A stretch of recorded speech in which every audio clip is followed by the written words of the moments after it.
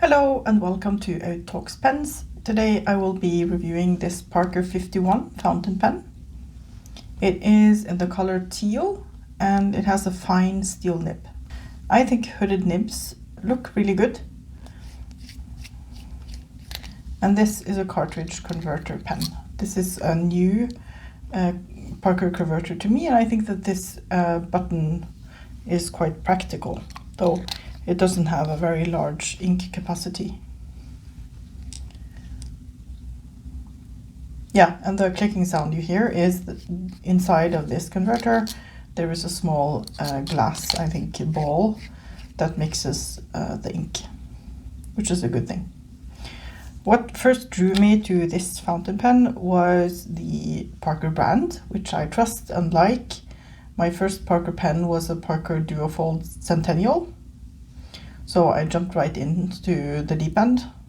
And I had heard lots of positive reviews of the Parker 51, and I had seen that it had been re-released, but I hadn't really done much research into what was changed. And in retrospect, I wish that I had, because I don't dislike this pen.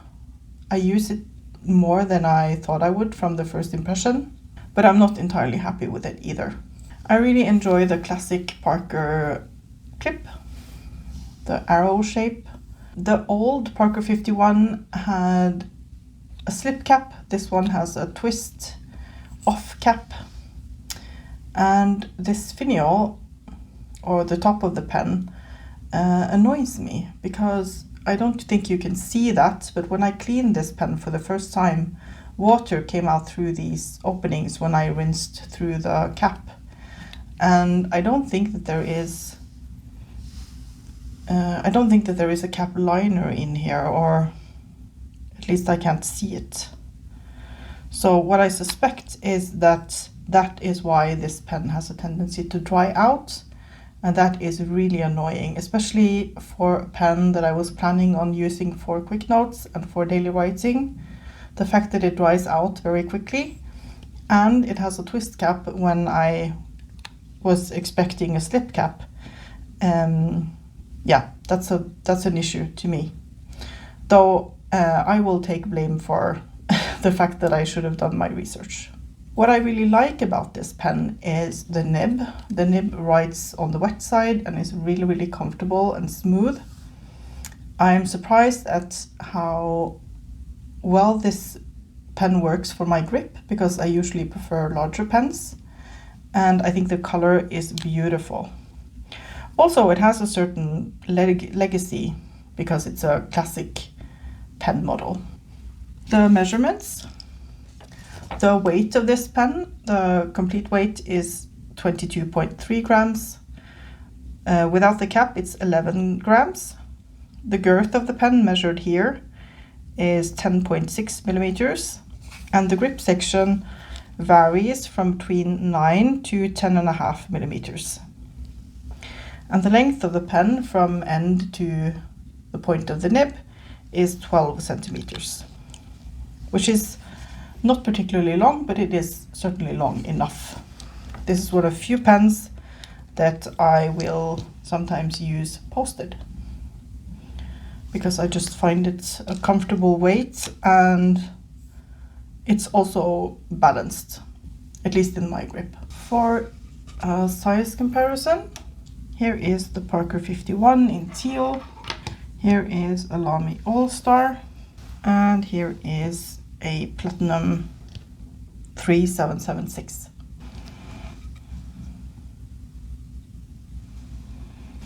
Here is an uncapped comparison, and as you can see, it is the shortest of the pens, but not by much compared to the Platinum. I really can't get over that these are actually holes in the cap. So, as long as I use it regularly, it's fine, but because I often have a few fountain pens inked up at any time, then it might be left for a couple of days, up to a week. And as long as I write with it twice daily, it's okay. But if it takes more than 24 hours, then it becomes a little bit unreliable. So it's not the pen that I most often grab for quick notes, because I worry sometimes that it has dried out. But now for a writing sample.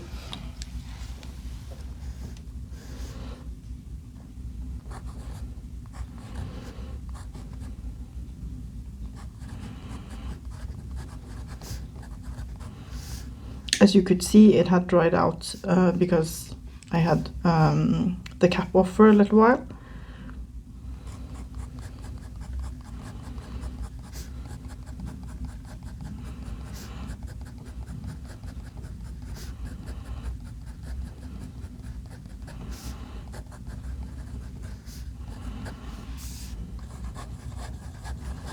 The nib is fantastic. So I wish I could.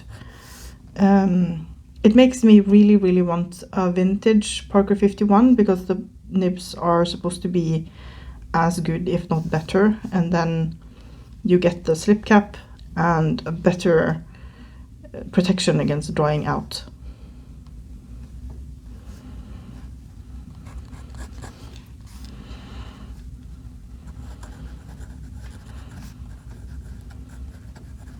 It writes extra fine in reverse.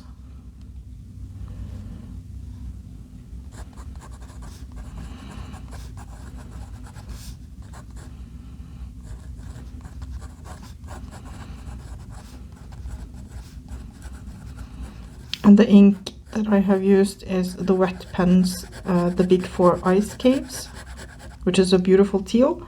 And sometimes, because this pen writes rather wet, especially for a fine nib, I will get some sheen.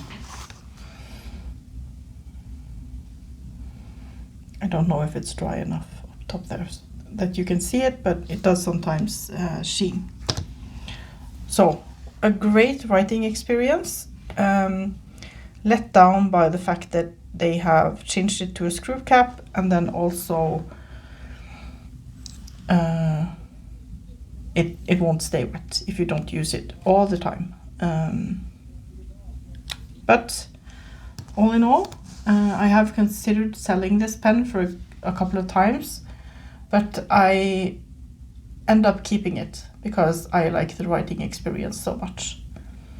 So I will probably keep on using it, and I will also be looking for a vintage Parker 51 if I can come across one at a reasonable price, which I can trust that works, because I sort of wish I was, but I am not one of those people who are excited by the prospect of repairing pens or buying spare parts or all of that. I just want my pens to write, period.